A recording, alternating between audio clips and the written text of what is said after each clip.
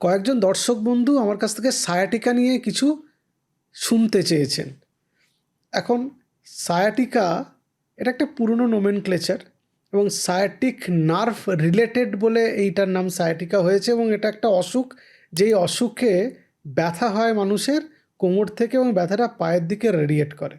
Sciatic nerve বলে একটা nerve আছে, যে নার্ভটা স্পাইনাল কর্ড থেকে তৈরি হয়, কোমর থেকে হিপ জয়েন্টের মধ্যে দিয়ে নিচের দিকে নামে এবং পায়ের দিকে যায়। এবং যেহেতু নার্ভটা এই কোমর থেকে হিপ জয়েন্টের মধ্যে দিয়ে গিয়ে পায়ের দিকে যায়, সুতরাং পেনটা ওইভাবে রেডিয়েট করে নিচের দিকে নামে। খুব কমন এই ব্যথা নিয়ে মানুষরা আমাদের কাছে আসেন। অনেকে বলেন যে ব্যথাটা শুরু হয়েছে কোমর থেকে এবং সেটা নিচের দিকে নামছে। সাধারণত এটা বয়স বাড়লে হয়, কিন্তু কম এজ গ্রুপেও আমরা আজকাল এটা দেখতে পাই। এই সায়াটিকা হওয়ার জন্য বা এই ধরনের ব্যথা হওয়ার জন্য প্রধান কারণগুলো কী কী? 1 নম্বর, লাম্বার ডিস্ক হার্নিয়েশন বা স্লিপ ডিস্ক। 2 নম্বর, স্পন্ডাইলোসিস, কোমরের স্পন্ডাইলোসিস। 3 নম্বর, স্পাইনাল ক্যানাল স্টেনোসিস। 4 নম্বর, মাস্কুলার স্প্যাজম বা পিরিফর্মিস সিনড্রোম বলে একটা সিনড্রোম আছে। আর 5 নম্বর, ট্রমা বা ইনজুরি। এগুলোর জন্য এই সায়াটিকা হয় বা সায়াটিক নার্ভে ইরিটেশন হয়। লাম্বার ডিস্ক হার্নিয়েশন যদি হয় বা স্লিপ ডিস্ক হয়েছে, সেটা একটু এগিয়ে এসে স্পাইনাল কর্ডের উপর চাপ দিচ্ছে, সেখান থেকে ইরিটেশন হয়ে ব্যথা হচ্ছে, বা পড়ে গেছে, পড়ে গিয়ে স্পাইনাল কর্ডের যে চারপাশে যে হাড়ের অংশ থাকে, যেটা ভার্টিব্রাল কলাম বলে, সেটার কিছু অংশ ওটাকে গিয়ে চাপ পড়ে সেটা ব্যথা হচ্ছে, এটাও হতে পারে। পাইরিফর্মিস বলে একটা মাসেল আছে, সেটা স্প্যাজম হয়ে সায়াটিক নার্ভের উপর চাপ দেওয়ার জন্য এটা হতে পারে। মানে আবার লাম্বার স্পাইনাল ক্যানাল স্টেনোসিস বা সরু হয়ে গেছে জায়গাটা, সেই কারণেও হতে পারে। লাম্বার স্পন্ডাইলোসিসও হতে পারে। তো এতগুলো যে কারণ, এই কারণগুলোর যথাযথ উপায় আছে যে সায়াটিক নার্ভকে ইরিটেট করার, মানে ব্যথা তৈরি করার। ওই নার্ভটা ইরিটেশন না হলে তো আর হবে না। কী কী সিমটম হবে? সিমটম হলে কোমর থেকে ব্যথা হবে, শুরু হবে, পায়ের নিচের দিকে আসবে, টিংলিং বা নামনেস হতে পারে, মানে ঝিনঝিনে ভাব হতে পারে, sharp shooting or burning pain হতে পারে, বা পায়ের উইকনেস হতে পারে, চলাফেরা করতে গিয়ে জোর পাচ্ছেন না পায়ে, সেটাও একটা সিমটম হতে পারে। এবং টিপিক্যালি এই পেইনটা বাড়ে বসার সময়, বেন্ডিং ফরওয়ার্ড হলে, মানে সামনের দিকে ঝুঁকলে, কাশলে এবং হাঁচলে দেখা যায় ব্যথা বেড়েছে, কারণ মাসল স্প্যাজম হওয়ার জন্য বা মাস্কুলোস্কেলিটাল কিছু চেঞ্জেস হওয়ার জন্য এই অ্যাক্টিভিটির সময় এই ব্যথা বাড়ে। রেড ফ্ল্যাগ সাইন কি? কখন সচেতন হবেন? এবার আমাকে ডাক্তারবাবুর কাছে যেতেই হবে, কিছু পরীক্ষা নিরীক্ষা করতেই হবে, নালে কিন্তু হবে না। 4টে রেড ফ্ল্যাগ সাইন আছে। এই 4টে সিচুয়েশন আপনাকে সজাগ এবং সতর্ক হয়ে যেতে হবে। 1 নম্বর, যদি ব্লাডার এবং বাওয়েল কন্ট্রোল চলে যায়, মানে আপনার ইউরিন আপনি বুঝতে পারছেন না বেরিয়ে আসছে, বা ইউরিন আটকে আছে, ইউরিন ত্যাগ করতে পারছেন না, অথবা পটি বেরিয়ে আসছে বা পটি হচ্ছে না।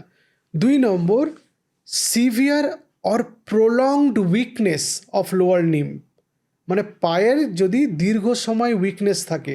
3 নম্বর, জেনিটাল যে অংশটাতে থাকে, মানে আমাদের পেরিনিয়াম যে জায়গাটায় থাকে, বা যে জায়গাটা আমাদের লিঙ্গর জায়গা, পুরুষ মানুষদের বা মহিলাদের ভ্যাজাইনায় এবং পায়ুচ্ছিদ্র, এই জায়গাটা যদি অবস থাকে, যেটা স্যাডেল অ্যানাস্থেশিয়া বলে।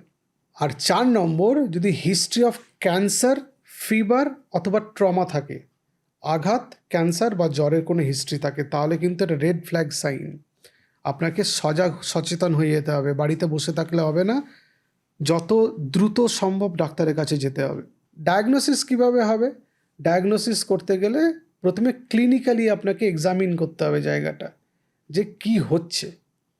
2 নম্বর, স্ট্রেট লেগ রাইজ বলে একটা টেস্ট হয়, সেটা করে দেখতে হবে পা ঠিকঠাক উঠছে কি না, তার একটা অ্যাঙ্গেল আছে, সেটা ডাক্তারবাবু দেখে ঠিক করবে।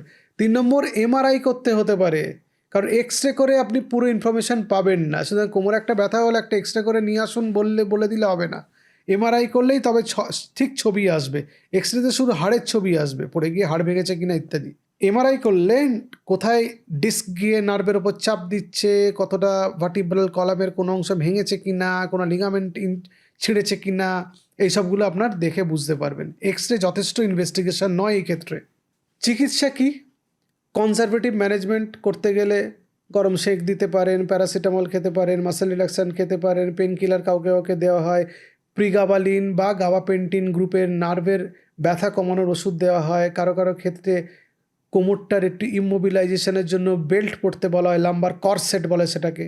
ফিজিওথেরাপি, কিছুটা ব্যাক এক্সারসাইজ দেওয়া হয়, সেটা ফিজিওথেরাপিস্টরা বলতে পারবেন যে কোন ধরনের এক্সারসাইজ আপনার জন্য অ্যাপ্রোপ্রিয়েট, সেটা আমি বলতে পারবো না। লাইফস্টাইল মডিফাই করতে হবে, প্রলং সিটিং অ্যাভয়েড করতে হবে, মাঝে মাঝে হেঁটে চলে বেরিয়ে আসতে হবে যাদের বসে বসে কাজ। 2 নম্বর পশ্চার কারেক্ট করতে হবে। আমি যেরকম ক্যাজুয়ালি এখন বসে ভিডিও করছি সেইভাবে বসলে হবে না। আমি প্রায় 6 ঘন্টা ক্লিনিক করে এসে ভিডিও করছি, তার জন্য আমি রিল্যাক্স হয়ে বসেছি। এটা পশ্চার নয়। আমি যখন ক্লিনিকে বসি আমার চেয়ার সোজা থাকে এবং এইভাবে বসা থাকে। এখন আমি রিল্যাক্স করছি, অ্যাজ ইফ শুয়ে শুয়ে আমি কাজ করছি যাতে আমার স্ট্রেস কিছুটা রিলিফ হয়, কিন্তু আমি এইভাবে থাকি না। 3 নম্বর ওয়েট কন্ট্রোল করা, শরীরের ওজন নিয়ন্ত্রণ করা। শরীরের ওজন যত বেশি থাকবে কোমরে যত চাপ পড়বে, কোমরের ব্যথা বাড়বে, সায়াটিকা হওয়ার সম্ভাবনা বাড়বে। কিছু ইন্টারভেনশনাল ট্রিটমেন্ট আছে, যেমন এপিডুরাল স্টেরয়েড ইনজেকশন কিছু কিছু ক্ষেত্রে দিতে হতে পারে। আর কিছু সার্জিক্যাল প্রসিজিয়ার আছে, যেটা কম্প্রেশন হয়েছে সেই কম্প্রেশনটাকে খুলে দেওয়া, জায়গাটাকে ফিক্স করা, স্টেবিলাইজ করা ইত্যাদি তাদের কাজ। স্পাইন সার্জনরা এটা করে থাকেন। আর সার্জারি তখনই করা হয় যদি ফিজিওথেরাপি, ওষুধ, কনজারভেটিভ ট্রিটমেন্টে যদি পেশেন্ট রেসপন্ড না করেন, বা তার বাবেল ব্লাডার কন্ট্রোল আসছে না, বা তার পায়ের উইকনেস যাচ্ছে না, বা তার কোমরে ব্যথা যাচ্ছে না, তখন সার্জারি করতে হয়। হোম কেয়ার টিপস কিছু আছে, এক্ষেত্রে আপনাদের আমি বলতে পারি 4টে হোম কেয়ার টিপস। একটা হচ্ছে হট ফোমেন্টেশন করা, মানে কোমরে গরম সেক দেওয়া। 2 নম্বর ফার্ম ম্যাট্রেস ইউজ করা। নরম গদিতে শুলে কোমর ভালো থাকবে না, একটু শক্ত ফার্ম ম্যাট্রেস, যেগুলো এখন কিছু ম্যাট্রেস পাওয়া যায়, অর্থো ম্যাট্রেস বলে বা আরও কিছু অনেক নাম দিয়েছে, সেগুলোতে ব্যবহার করলে দেখা যায় যে আপনার স্পাইন হেলথ ভালো থাকবে। 3 নম্বর, আপনাকে সাডেন বেন্ডিং ফরওয়ার্ড করে অ্যাভয়েড করতে হবে। ভারী জিনিস হঠাৎ করে দুম করে তুলে নেওয়া অ্যাভয়েড করতে হবে। অভ্যেস নেই, একটা ভারী জিনিস তুলে ফেললেন, সেটা কোমরের উপর চাপ পড়ে। কোর মাসল স্ট্রেন্থেনিং এক্সারসাইজ, পেটের এবং পিঠের মাসেলের স্ট্রেন্থেনিং এক্সারসাইজ করলে স্পাইন হেলথ ভালো থাকে এবং সায়াটিকাতে ভালো রেজাল্ট পাওয়া যায়। সাধারণত দেখা গেছে চিকিৎসাতে 4 থেকে 6 সপ্তাহের মধ্যে পেশেন্ট ভালো রেসপন্ড করেন যারা কনজারভেটিভ ট্রিটমেন্টে রেসপন্ড করেন, এবং যত তাড়াতাড়ি ট্রিটমেন্ট শুরু করবেন তাদের এই রোগটা ক্রনিক হয়ে যাওয়ার সম্ভাবনা কমবে। তাহলে আমাদের এই ভিডিওর মাধ্যমে আমরা কি শিখলাম, যে সায়াটিকা একটা সায়াটিক নার্ভের ব্যথা, কনজারভেটিভ ট্রিটমেন্ট আছে, যারা কনজারভেটিভ ট্রিটমেন্টে রেসপন্ড করেন তাদের সার্জিক্যাল ট্রিটমেন্ট লাগে।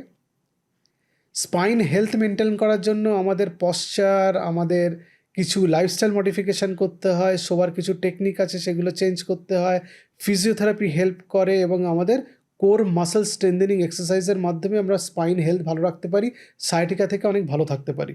আর একটা জিনিস শিখেছি, সেটা হচ্ছে এক্স রেতে সব ইনফরমেশান পাওয়া যায় না। ভালো থাকবেন, নমস্কার।